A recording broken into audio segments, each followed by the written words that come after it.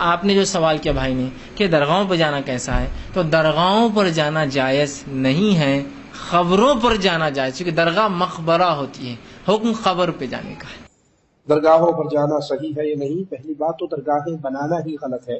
رسول اللہ صلی اللہ علیہ وسلم نے قبر کو پختہ کرنے سے منع کیا، قبر کے اوپر گنبد بنانے سے منع کیا، قبر کو چونا گچ کرنے سے منع کیا، قبر پہ لکھنے سے منع کیا، قبر پہ بیٹھنے سے منع کیا۔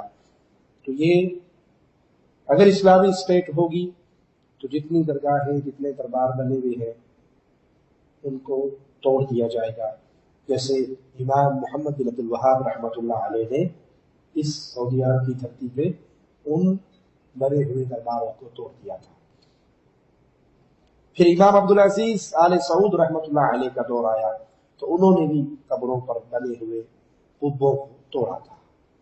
اسلامی اسٹیٹ جب بھی آئے گی وہ یہ قدم اٹھائے گی۔ مزار پہ جانا صحیح کہ غلط ہے؟ بھائی صاحب نے بہت اچھا سوال پوچھا، اسی لیے میں کہتا ہوں کہ اسلام کو جاننے کے لیے مسلمان کو مت دیکھو، قرآن اور حدیث کو دیکھو۔ قرآن میں کہیں بھی نہیں لکھا ہوا ہے کہ مزار بناؤ، یہاں تک کہ اللہ کے رسول محمد صلی اللہ علیہ وسلم نے کہا کہ کوئی بھی قبر پکی نہیں ہونا چاہیے، اگر پکی ہے تو اس کو زمین سے نشر کرنا چاہیے۔ صحیح بخاری کی حدیث ہے کہ اگر کوئی قبر پکی ہے تو اسے زمین کے لیول پہ لے کے آنا چاہیے۔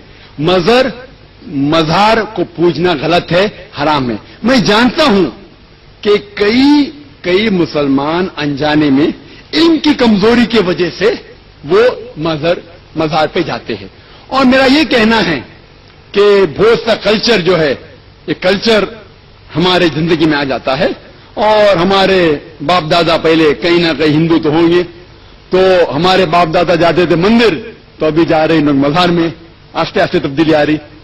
تو میری درخواست ہے کہ اگر آپ اسلام ان بھائیوں سے جو مزار جاتے ہیں، مسلمان بھائیوں، مزار پہ جانا بالکل غلط ہے۔ یہ مسئلہ کوئی دلالت النص سے بھی نہیں، اقتضاء النص سے بھی نہیں، اشارت النص سے بھی نہیں، بلکہ عبارت النص سے ثابت ہے۔ قرآن پاک کی نصوص مطلقہ کاملہ سے حاصل ہے، نصوص عامہ و خاصہ سے بھی حاصل ہے، بلکہ کلام معصیت الکلام علیہ اسی معنی کے لیے اس کلام کو پیدا کیا گیا۔ فرمایا میں اپنے حبیب کو مسجد حرام سے مسجد اقصی لے گیا، اور کیا ہے مسجد اقصی؟ الذی بارکنا حولہ، وہ مسجد اقصی جس کے ارد گرد ہم نے برکتیں رکھی ہیں۔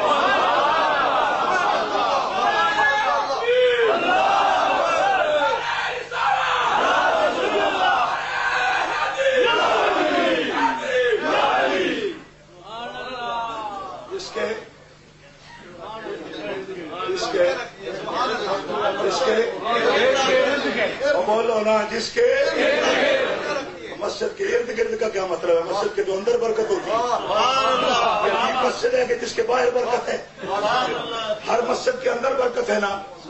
مسجد اقصی وہ ہے کہ اندر تو ہے ہی، اس کے باہر بھی برکت ہے۔ اور اپنا حولہ، غور کرو، 1000 مرتبہ پڑھ جاتے ہو مگر غور نہیں کرتے ہو، اور جب تک غور نہیں کرو گے تم بھابھیوں کا مقابلہ بھی نہیں کر سکو گے، ان کو بات کا جواب بھی نہیں دے سکو گے۔ ہر مسجد کے اندر برکت، لیکن مسجد اقصی وہ ہے جس کے ارد گرد برکت۔ یا اللہ ارد گرد برکت کیا ہے؟ فرمایا سن لو، امام فخر الدین رازی سے لے کر مفتی احمد یار خان نعیمی تک تمام مفسرین نے لکھا کہ مسجد اقصی کے ارد گرد 400 سے زیادہ نبیوں اور ولیوں کی قبریں ہیں جن کو اللہ برکت فرما رہا ہے۔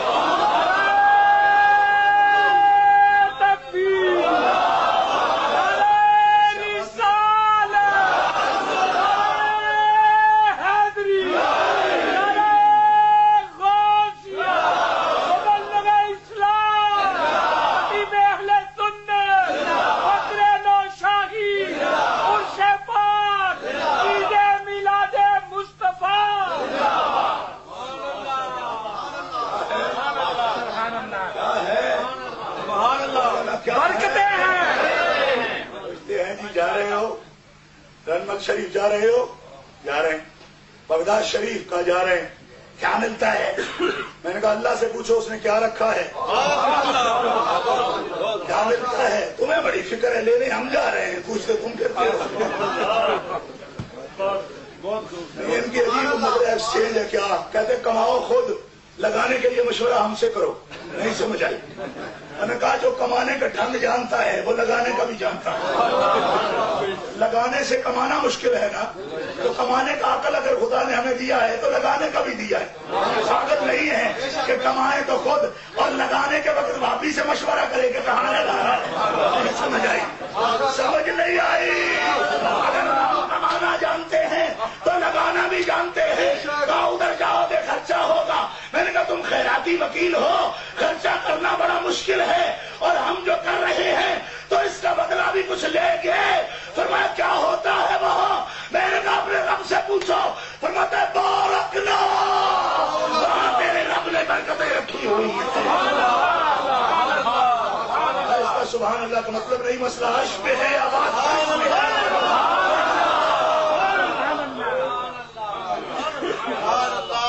गिरामी कदर आदरीन, ये कोई रिवायतें नहीं, ये कोई बिदअतें नहीं, ये कोई रिवाज नहीं, ये कोई सीने से निकले हुए मसले नहीं, ये कुरान और सुन्नत की बात है। यहाँ रखा है जिस दुकान पे बोर्ड लगा हो यहाँ सोना बिकता है, ये गोल्ड की दुकान है, तो वहां जाके आप पैसे निकालें 100-200 पाउंड और कहो ये सोना दो, वो कहे आप तो मुशरिक हो गए। सोना मांगा, कहा मांगा, सोना मांगा, कहा मांगा, सोना मांगा, कहा मांगा। नहीं समझ आई? आपने हमसे सोना मांगा, मांगा मांगा मैं मांगा। और करें, दुकानदार गुस्सा करे तो उसका गुस्सा बजा है? बोलो। आपने अगर चारे की दुकान पे चारा मांगा गलत किया, कपड़े की दुकान पे कपड़ा खरीदा गलत किया? नहीं समझ आई? आपने बिजली की दुकान पे बिजली अगर खरीद ली गलत किया? नहीं, आप नहीं भी आहिस्ता कहते हैं। हाँ पता नहीं किस तरह कहें। कपड़े वाले से कपड़ा खरीदा गलत किया, सोने वाले से सोना खरीदा गलत किया, आपने लोहे वाले से लोहा खरीदा गलत किया। अगर वो कहे गलत है तुम कहो बोर्ड क्यों लगा रखा है? आए दुनिया कहती है खबर वालों के पास कुछ नहीं, क्या ले जाते हो? मैंने कहा हमें मालूम नहीं, अल्लाह ने बारकना का बोर्ड लगा रखा है। शिर्क है तो रब जाने, कुफ्र है तो रब जाने, इर्तिदाद है तो रब जाने। हम तो ये जाने जिसका जो बोर्ड हो वो जरूर देता है। नबियों की कब्र पे, नबियों की कब्रों में रब ने बरकत का बोर्ड लगाया। ये दलाइल आपके सामने मैं पेश करते हुए अपनी गुफ्तगू को मुहद्दिसीन के अकीदा के लिहाज से आगे बढ़ा रहा हूं। ये किताब उस-सिकात मेरे पास है। वो इब्न हिब्बान जिनके कहने पर संदे सही और ज़ईफ कहते हैं, ये जिल्द नंबर 5 में उनका ये अमल मौजूद है। वो मुहद्दिस, उनका अकीदा क्या है? वो ये कहते हैं महल्लत बी शिद्दतुन फी वक्त क़यामी बेतूस, जब मैं तूस में रहा करता था, मुझ पे जब भी मुश्किल मकाम आया है तो मैं क्या किया है मैंने? फजर तो कब्र अली इब्न मूसा अर्रिज़ा, मैं इमाम अली बिन मूसा अर्रिज़ा सलवातुल्लाह अला जद्दिही व अलैहि उनकी कब्र पे चला गया हूं। वदाउतुल्लाह इज़ालता अन्नी, वहां जाकर मैंने अपनी मुश्किल के टालने के लिए दुआ की है। कहते इल्ला उस्तुजीब अली, जब भी मैंने दुआ मांगी है वहां पहुंचकर कब्र की बरकत से मेरी मुश्किल हल हो गई है। वहाजा शैउन जर्रबतुहु मिरारा, कहते मैंने इसका बार बार तजुर्बा किया है। ये मुहद्दिस हैं और कितना पुराना अहद है। 354 हिजरी इनकी तारीख विसाल है। 354 हिजरी 34 सदी हिजरी से मैं अपना अकीदा बता रहा हूं। मुहद्दिस तौहीद परस्त, मुश्किल होती है तो क्यों इमाम रजा के दरबार पे जाते हैं? वो जो बताना चाहते हैं तौहीद ये है, अल्लाह चाहे तो खुद मदद करता है, चाहे तो महबूबों की कब्रों पे बैठने वालों, हाजिरी देने वालों को उन आस्थानों से नवाज देता है।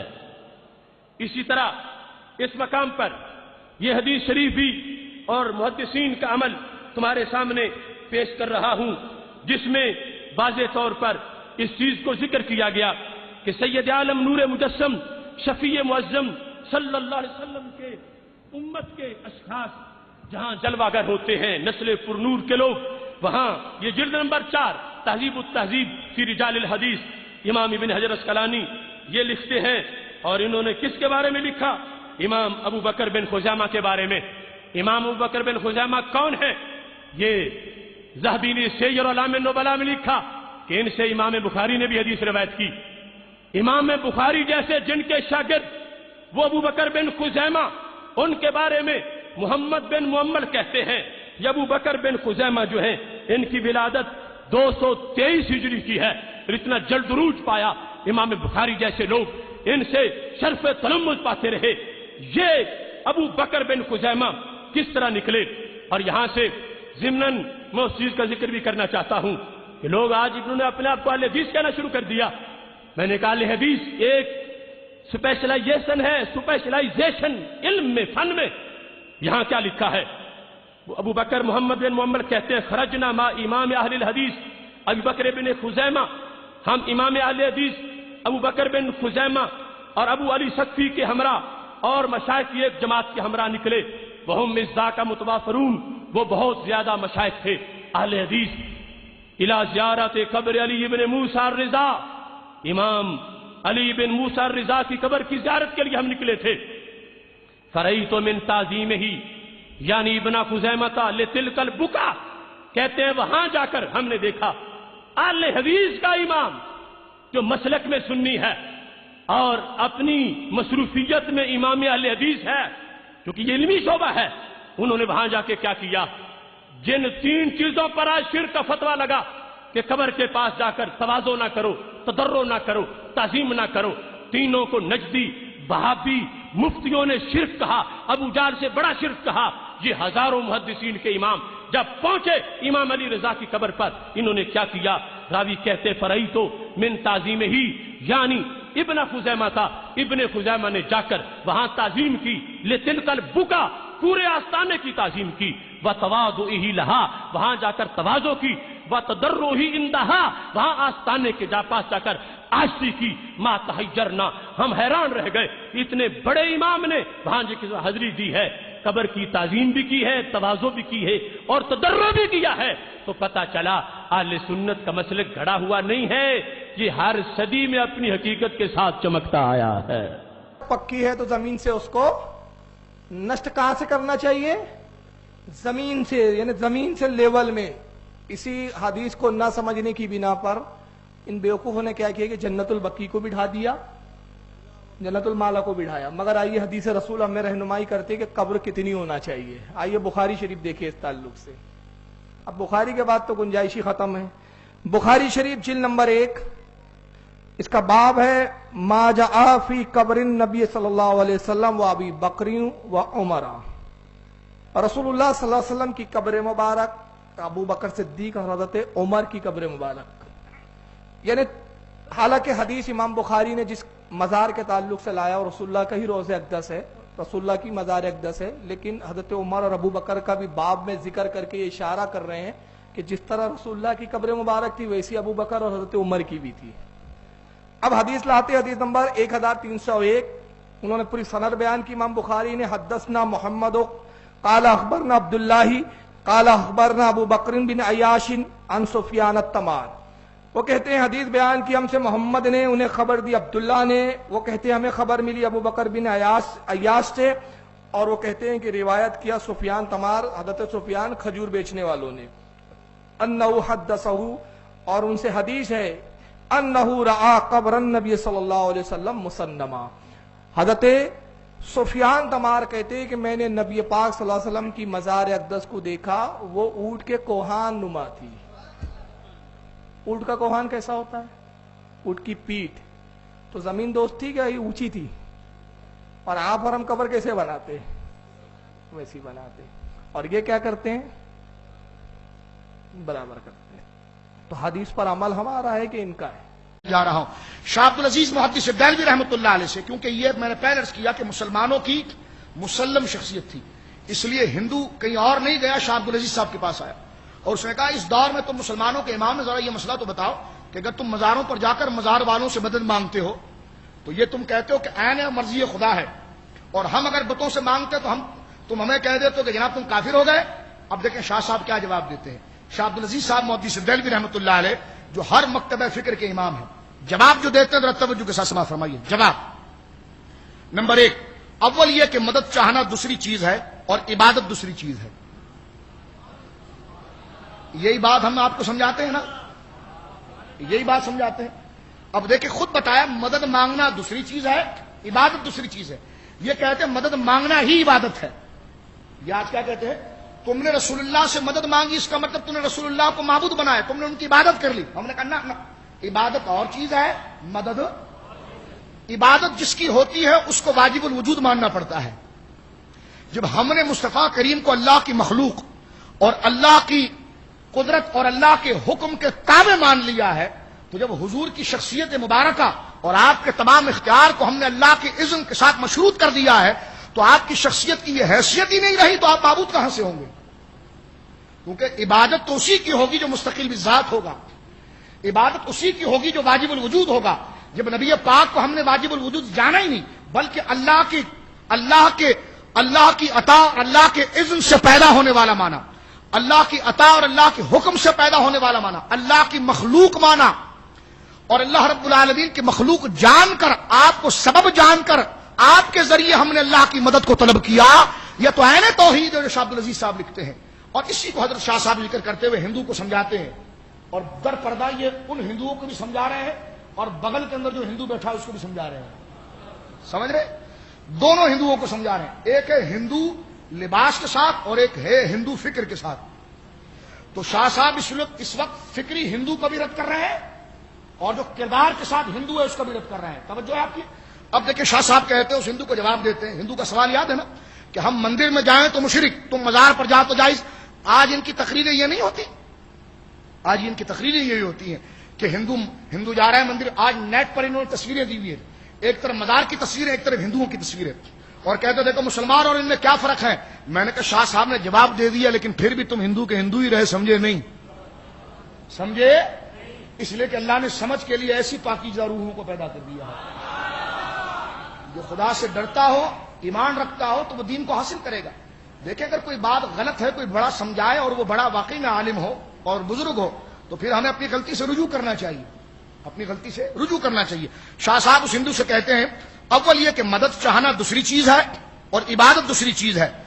اور آپ ارشاد فرماتے ہیں کہ بعض جاہل اگر کوئی عوام الناس میں سے کوئی اگر جا کے مزار کو سجدہ کر دے, یہ کر دے, وہ کر دے, تو جہالت ہے, ٹھیک ہے, جاہل ہے.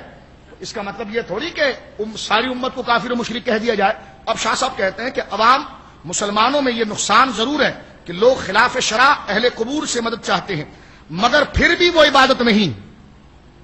کیا فرماتے ہیں؟ پھر بھی وہ عبادت نہیں کرتے. اور بت پرست لوگ بت سے مدد بھی چاہتے ہیں اور عبادت بھی کرتے ہیں. ان کا شرک پتہ چل گیا.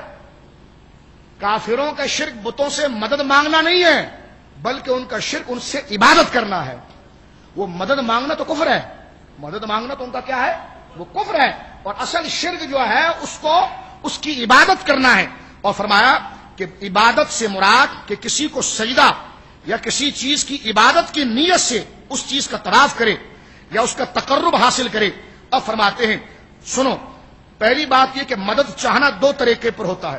ایک طرح تو یہ کہ کوئی مخلوق دوسری مخلوق سے مدد چاہے, جیسا امیر اور بادشاہ سے نوکر اور فقیر اپنی حاجتوں میں مدد چاہتے ہیں. عوام الناس ایسی ہی اولیاء سے چاہتے ہیں, عوام الناس ایسی ہی مدد اولیاء سے چاہتے ہیں کہ اللہ تعالیٰ کی درگاہ میں آپ سے دعا کریں کہ اللہ تعالیٰ کے حکم سے ہمارا فلاں مطلب حاصل ہو جائے. اس طور سے مدد چاہنا شرعاً زندہ اور مردہ سب کے لیے جائز ہے کہ جب اسے واسطہ تسلیم کر لیا جائے تو ایسی مدد مانگنا سب کے لیے. اب آئیے آخری حوالہ پیش کر کے میں اپنے موضوع کی طرف آتا ہوں. وہ یہ ہے, اب شاہ صاحب نے مدد کی ایک قسم کی ہے جس میں ترجمے میں اس شخص نے گڑبڑ کی ہے, کیونکہ ترجمہ کرنے والا بابی ہے, اوپر پتہ نہیں کیسا سچ نہیں کیا. اب یہاں پر ایک خاص جگہ پر اس نے ڈنڈی ماری ہے اور اس کی میں چوری آپ کو بتاتا ہوں, کیونکہ ترجمہ پڑھ رہا ہوں نا اس وقت, اور فتاوی فارسی کے اندر موجود ہے لائبریریوں میں. وقت کی قلت کی وجہ سے میں اس کے اقتباس نہیں لا سکا, لیکن اس کی عبارت میں آپ کے سامنے پڑھ دیتا ہوں. اور اگر کسی کو فوٹو اسٹیٹ اس کا چاہیے تو الحمدللہ ہم مہیا کر سکتے ہیں. فتاوی عزیزی ایک عرصہ دراز ہو گیا ہے, اصل فتاوی فارسی میں نہیں چھپتا, اصل فتاوی فارسی میں, کیونکہ شاہ عبد العزیز صاحب کا اصل فتاوی فارسی میں, ٹھیک ہے, وہ اب چھپتا نہیں, اردو ہی چھپتے ہیں. لیکن ہمارے بزرگوں کے, ہمارے علماء کی پرانی لائبریریوں میں فتاوے موجود ہیں. جس سے یہ عبارت میں آپ کو بتا رہا ہوں کہ کہاں پر چوری کی گئی ہے۔ اب یہ تو بتا دیا شاہ صاحب نے کہ اولیاء سے جو مدد مانگتے ہیں مسلمان، وہ اس طریقے سے مانگتے ہیں کہ ان کو سبب اور واسطہ سمجھتے ہیں، اور ان کے نزدیک واسطہ ماننا ہی شرک ہے۔ اور جبکہ شاہ صاحب کہتے ہیں واسطہ ماننا دراصل مدد ان سے نہیں بلکہ خدا ہی سے ہے۔ اب بیان فرماتے ہیں کہ ہاں کچھ چیزیں ایسی ہیں جن کو اللہ کے ساتھ خاص کیا گیا ہے۔ اس صاحب نے ترجمہ کیا کیا ہے پہلے میں آپ کو بتاؤں۔ کہتے ہیں کہ مدد چاہنے کا یہ کہ جو چیزیں خاص اللہ تعالیٰ کی قدرت میں ہیں، خاص اللہ تعالیٰ کی قدرت، مثلا لڑکا دینا، پانی برسانا، یا بیماریوں کو دفع کرنا، یا عمر زیادہ کرنا، ایسی چیزیں جو خاص اللہ کی قدرت میں ہیں۔ آپ سنیں عبارت، آپ نے سمجھ لی بات؟ اب میں دوبارہ عبارت پڑھتا ہوں کہ بتاتا ہوں کہ اس میں چوری کہاں کی ہے اس نے، کہ مدد چاہنا ایسی امور میں کسی غیر سے جو اللہ کے ساتھ خاص ہے، اور خاصہ اس کو کہتے ہیں جو غیر میں نہیں ہوتا۔ اللہ کے ساتھ کون سی مدد خاص ہے؟ کہ جیسے لڑکا دینا، کوئی کہہ دیجیے تم داتا سے بھی مانگتے ہو، غوث اعظم سے بھی مانگتے ہو۔ میں نے کہا عبارت پوری سنو پھر بتاتا ہوں میں آپ کو کہ لڑکا دینا، پانی برسانا، بیماریوں کو دور کرنا، یہ مدد ایسی ہے جو اللہ کے ساتھ خاص ہے۔ خدا کی قسم جب میں نے یہ پڑھا نا تو میں سمجھ گیا چوری ہوئی ہے یہاں پر، کیونکہ شاہ صاحب تو تفسیر میں لکھ چکے ہیں۔ میں نے اس کے اصل فتاوے کو دیکھا تو وہاں سے ایک لفظ کو بدلا ہے جس کی وجہ سے پوری عبارت بدلی ہے، اور وہ اصل لفظ کیا تھا؟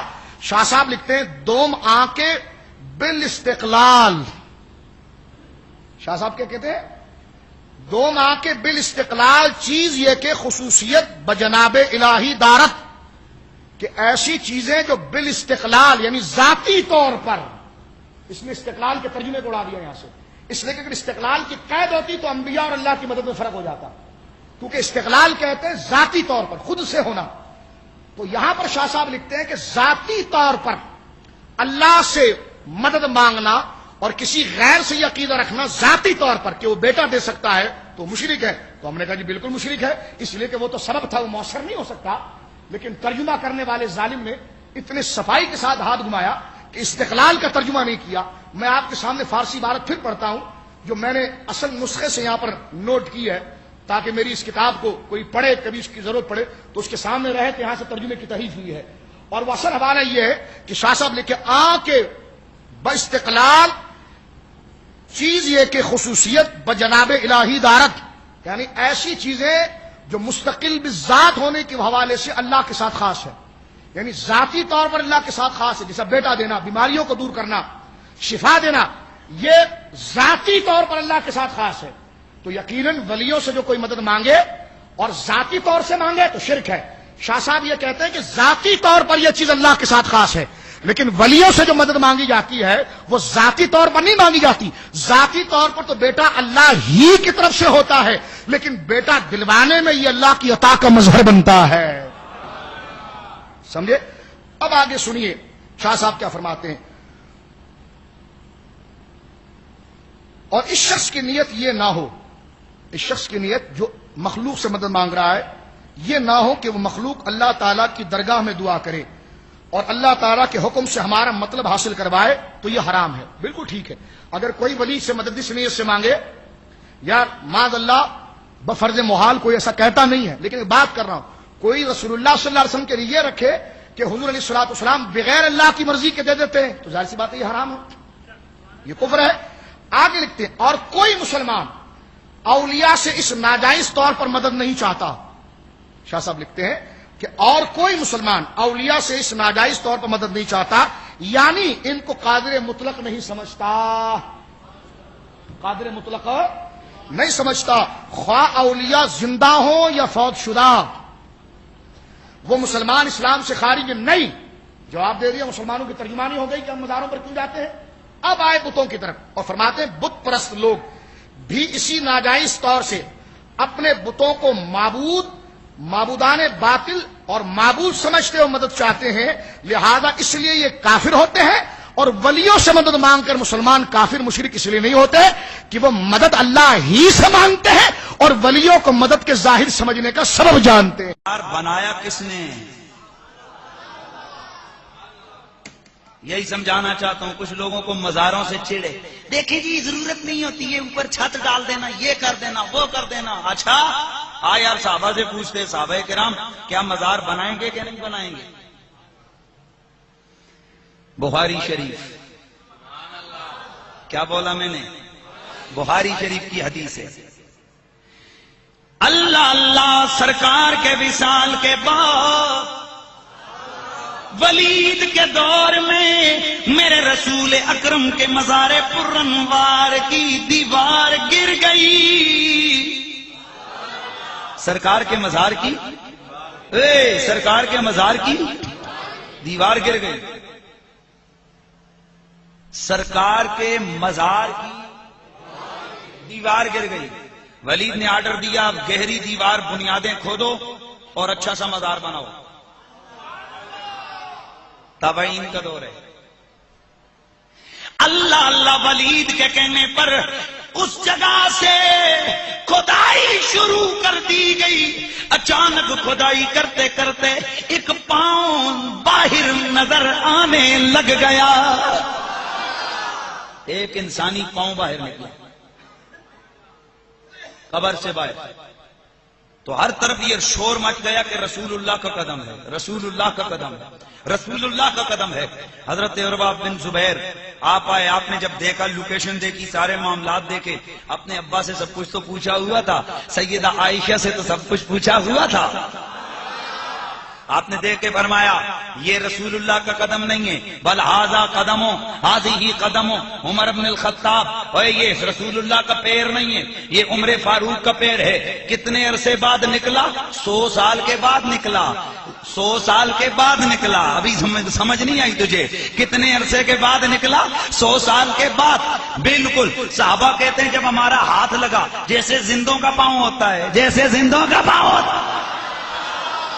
تابعین کہتے ہیں ایسے لگا جیسے زندوں کا پاؤں ہوتا ہے. میں نے پوچھا بے ادب ٹولا اتنا بتاؤ، یہ تو صدی کے قریب وقت گزر گیا وصال کے بعد، ان کا مزار بننے کے بعد یہ جو آج پاؤں ظاہر ہوا یہ کس کا ہوا؟ بخاری کہتی ہے حضرت عمر کا ہوا. بخاری، کوئی اور کتاب نہیں، بخاری. یہ وہی بخاری ہے جسے تو صبح بھی پڑھتا ہے، جسے تو شام بھی پڑھتا ہے. یہ وہی بخاری ہے جسے پڑھ کے تجھے بخار آ جاتا ہے، پیار نہیں آتا. بخاری، یہ وہی بخاری کہہ رہی ہے کہ پاؤں ظاہر ہوا کس کا؟ جناب حضرت سیدنا فاروق اعظم کا. 100 سال کے قریب وقت گزر گیا. 100 سال کے، یا جلدی سے 100 سال کے قریب وقت گزر گیا لیکن پاؤں سلامت ہے. اور بابا ذرا سمجھو، پہلی بات تو یہ کہ مزار کی دیوار گری، اس کا مطلب ہے کہ مزار 12ویں 13ویں صدی والوں نے نہیں بنائے، پہلی صدی والوں نے بنائے تھے. اور پھر اگلی بات قدم مبارک ظاہر ہوا، اسے کچھ بھی نہیں ہوا تھا. او یار، اگر نبی کے غلام کے قدم کو زمین کچھ نہیں کہہ سکتی تو میرے رسول کے جسم کو زمین کیا کچھ کہہ سکتی ہے؟ سیدہ عائشہ صدیقہ کی خدمت میں مدینے کے لوگ حاضر ہو گئے. اے ام المومنین، اے سیدہ، حضور کی بیوی، ہم مومنوں کی ماں مدینے میں 61 سالی ہو گئی ہے. پیار سے، مدینے میں 61 سالی. کیا کروں میں؟ ام المومنین کچھ کیجئے. بارش نہیں رہی، برس رہی. آپ نے فرمایا اچھا ایسا کرو، سرکار کے مزار کی چھت سے کھڑکی نکالو.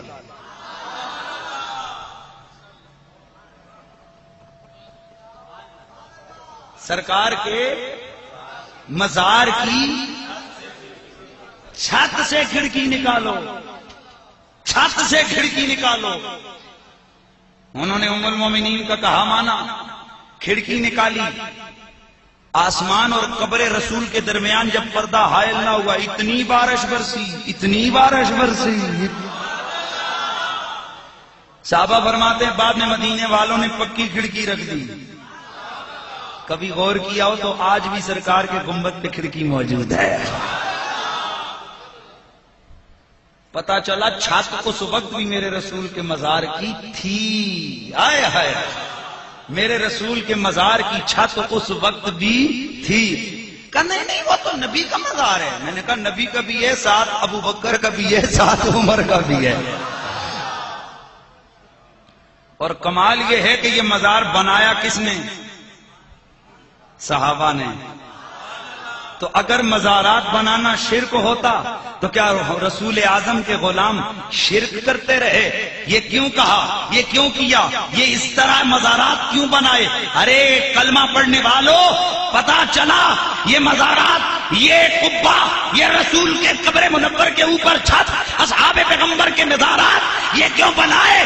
اگر یہ ناجائز امر ہوتا علی کبھی نہ ہونے دیتا، عثمان کبھی نہ ہونے دیتا، حسن کبھی نہ ہونے دیتے، حسین کبھی نہ ہونے دیتے، طلحہ و زبیر کبھی نہ ہونے دیتے، جناب عبد الرحمن بن عوف کبھی نہ ہونے دیتے، کبھی نہ ہونے دیتے. یہ میرے مصطفیٰ کے صحابہ کا مزار بنانا اس بات کی دلیل ہے کہ مزار بنانا شرک و بدعت نہیں، محمد عربی کے غلاموں کی سنت ہے.